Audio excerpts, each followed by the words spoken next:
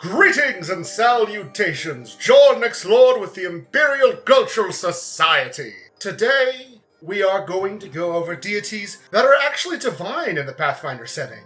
Starting in order with my personal favorite, Abadar, Master of the First Vault. I'm going to allow Reddit a moment to do a complete 180 on me.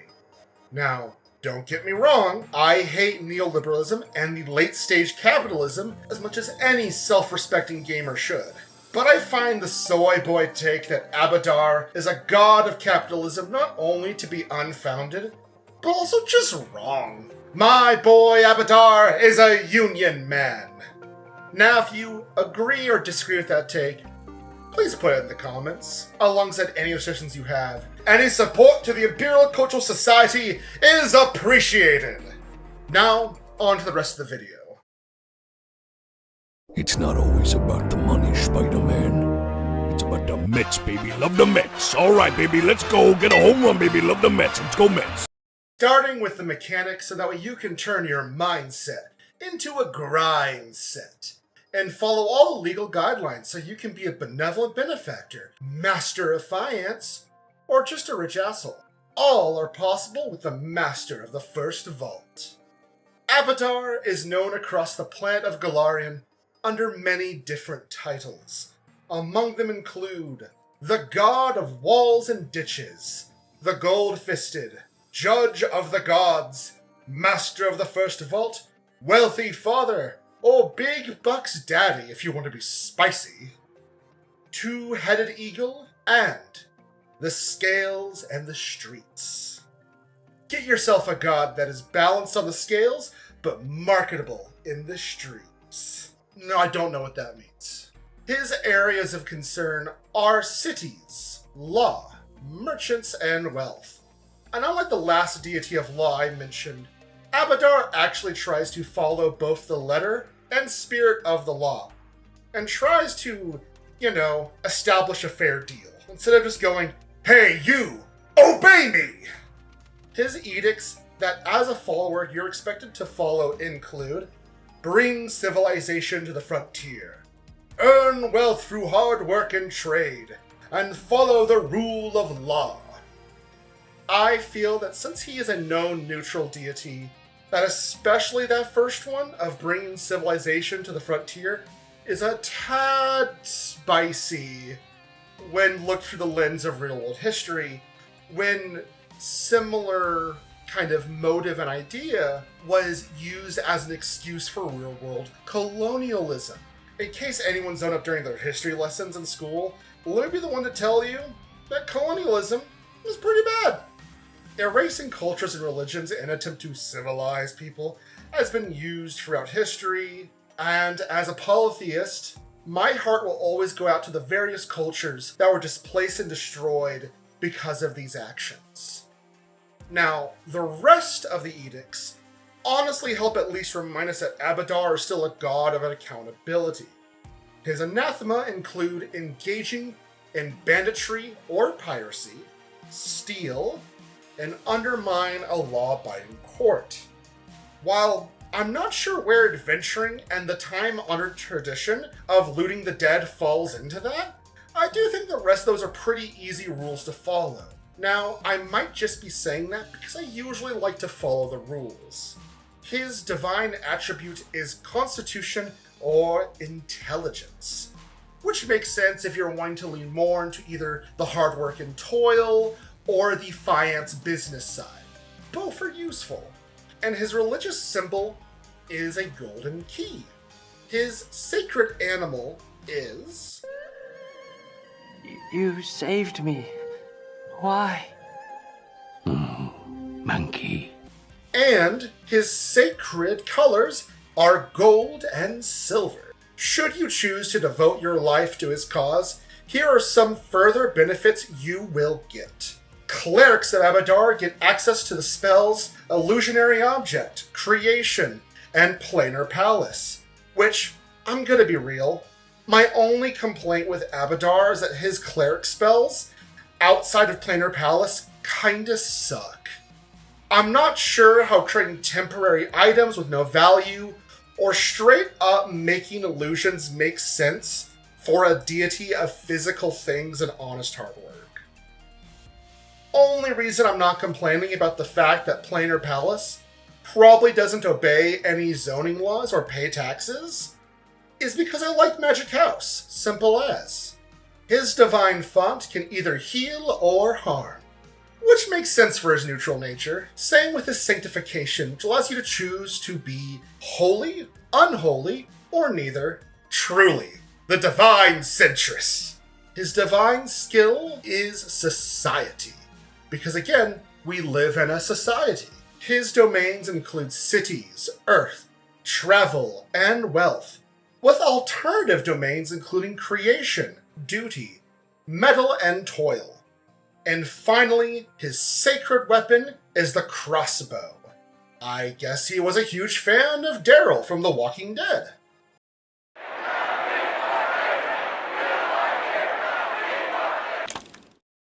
Let it be written, and let it be honored. Civilization is not the work of kings, but of hands. The golden walls of Abadar's vault are not carved by divine will alone. They are built by those who honor their word, fulfill their contracts, and build in harmony.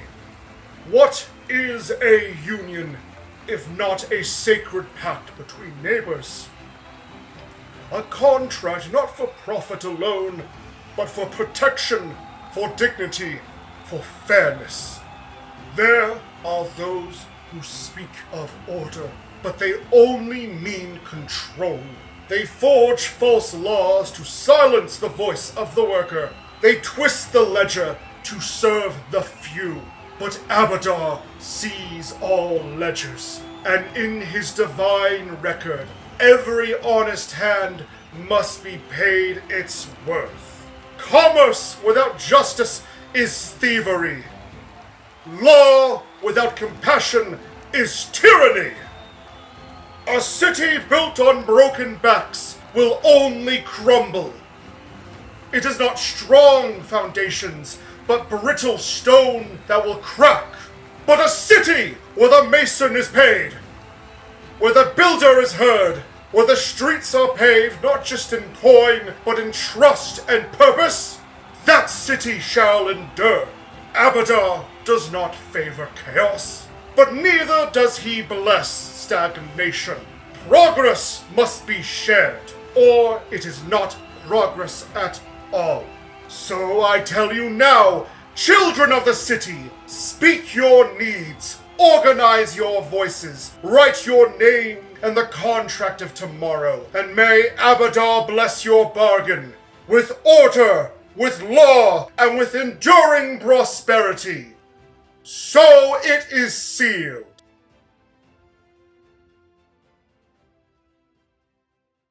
While the full history of Abadar is unknown, due to the fact that he is a god that was present during the Age of Creation, being involved in the prevention of the angry roach god Rovagug from destroying the planet. He created the perfect key and lock for Rovagug's god prison that required someone so cunning that only those who can understand Rick and Morty, or in this case, Fantasy Satan, were able to turn it. During this time, he trusted his brother to protect his beloved family project, the First Vault, a legendary vault located within the extraplanar city of Axis that contains perfect copies of everything that has ever existed, as well as all the pictures on your family fridge. However, trusting his brother was his first mistake. Abadar was only one of the twin gods of commerce. His brother, Lloyd, was the other one. The darker side of commerce, a god of avarice, hoarding, and unfair deals. Lloyd stole everything from the First Vault, an event that would become known as the Heist Primeval. Abadar, rightfully upset, decided to pull a little prank on his brother by implanting the belief that Lloyd was never real. This belief would spread to all mortal kind and would lead to the god of avarice to be deleted from reality. Although rumors persist that he simply left for another universe, where he continues to hoard wealth from exploited workers to this day, where labor unions are a funny joke, and any request for workers' rights is crushed. Man, I'm so glad we don't live in a world like that. Abadar's presence can be felt in every marketplace, every courtroom, and every bank. The language of his prayers has even worked their way into common contract and trade languages, as well as legalese. The Abadaran Church is led by 3 high priests, each of them representing a different aspect of the god of cities. The Arbiter handles matters of law and is tasked with maintaining consistency within the laws and practices where Abadar is worshipped. The Actuary oversees the holy trade pilgrimages, and yes, I said holy trade pilgrimages, and the flow of commerce. And finally, the Archivist, who is responsible for maintaining a perfect record of the world, a task that likely has driven many mad given the fact that this is a tabletop RPG setting. The Church of Abadar pursues things such as reparations of artifacts and long-dead civilizations to their descendants. So, the opposite of the British National Museum, as well as creating records of dying languages so they can survive the sands of time once the last speaker is judged by Pharasma. His temples often act as banks or places of trade. Many of these temples act as monuments to wealth and prosperity that Abadar seeks to promote. So, they're fucking loaded. And many of them are considered, a bit of an eyesore. Though I just gotta say, to everybody else, they're just jealous, because they wish their temples were half as cool. That's right, I said it! Your little grove out in the distance with your little shrine? You wish you had masonry and cool statues! And a waiting room with a coffee machine! Now, if I'm going to mention Abadar, I gotta also mention some of his not so great qualities. Such as the fact that his temples are not known for being very charitable. Compared to a lot of other faiths, the official stance of the Church of Abadar declares that clerics shall not tend to the sick without charging a fair wage for their healing. My counterpoint is that you pay an artist for their work, and I guarantee you that there is nothing the Church of Abadar loves more than a payment plan. Also, during public health crises, Abadaran priests will work fast and freely to restore peace. A healthy populace is a productive one after all. I will also mention that in the old lore of Pathfinder 1st Edition, that Abadar did not condone slavery, but nor did he approve of it. Because of, neutrality or some bullshit. Thankfully, as of Pathfinder 2nd Edition, there is no mention of this, which, as someone who holds the controversial opinion that slavery is bad, it's pretty great. If you want to run a more corrupt or sinister Abadaran cult and love the idea of someone being a debt slave, then you do you. Probably seek therapy. But personally, Abadar just feels like the type of god who hates slavery because slaves can't pay taxes or start businesses, which, hey, are reasons, maybe not the best reasons, but I'll take those reasons. Also, yes, I understand the primal need for tax evasion. The abolishment of the IRS is part of my Maslow hierarchy of needs. But we need taxes to pay for things such as universal health care if you live in a country not governed by a clown, roads, public programs, and everything else. Now, before I go to wash my mouth between sections, I might as well go over his relationships with other gods. Abadar also has the most friends and cordial relations amongst the Pantheon. Name a deity who can both call on Joan of Arc or Satan to be cool with them. Guy is out there trying to network, and so far the only god he isn't friendly with is Rovagug, which everyone hates already. Lamashtu, because it's hard to live a prosperous life when your populace starts mutating and giving birth to monsters that the GM is going to have to run. And Norgarbur, because he's a bitch and likely reminds Abadar of his deleted brother. Oh, And I guess Gosray isn't super fun of the god of cities, but sorry nature, you cannot escape the inevitable industrial age. The Industrial Revolution and its consequences will begin. You cannot stop it. Soon all will be in the factories. Space. I want to go to space. Space. Yes, please, space. Space. Go to space. Space. Within the space fantasy setting of Starfinder, the lore for Abadar follows the same from what I've stated above, but set in the far future, with Abadar's church reaching its inevitable conclusion, becoming Abadarcorp, the largest, wealthiest, and most influential corporation within the Pack Worlds.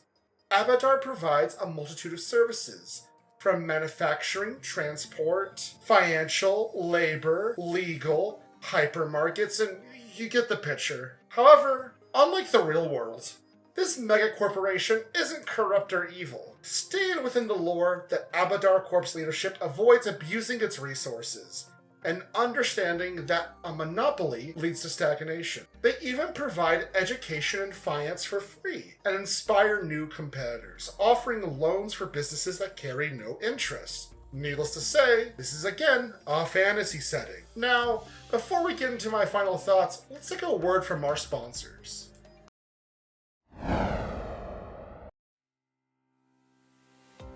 Welcome to today's presentation.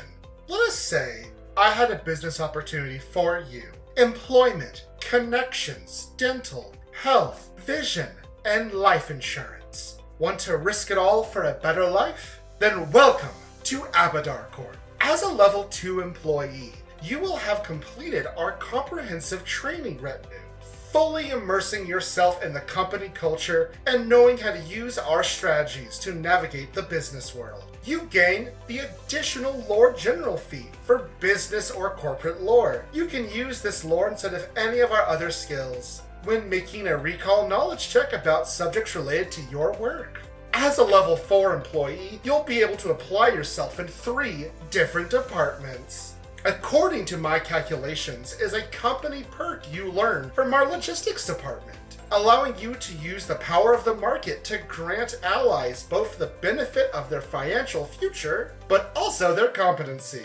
Join our management department and learn corporate speak, allowing you to disguise hidden messages with corporate jargon, making it easier to coordinate with your colleagues, especially when secrecy is required. Or, if you want to join our marketing department, we will teach you how to do the perfect sales pitch, allowing you to make an impression using business or corporate lore instead. And whether on a success or critical success, you are always going to leave people impressed. After you become a 5th level employee, you will acquire enough connections to know the greatest strength of all isn't what you know, but who you know, which allows you to call upon the connections you have made in your career to make gathering information or creating a forgery take half the normal time if you tried alone. And by the point you are a level 7 employee, you have learned how to maximize your potential earnings and how to utilize our reputation towards a successful business transaction. Do you know who I work for? So long as the person you are using it on knows about us, any attempt to coerce or demoralize a success becomes a critical success. Maximize Profits will teach you how to apply your trade to the best of your ability, where even on a bad day, you will still net a profit on any earned income checks. Apply now and join the Abadarcorp family.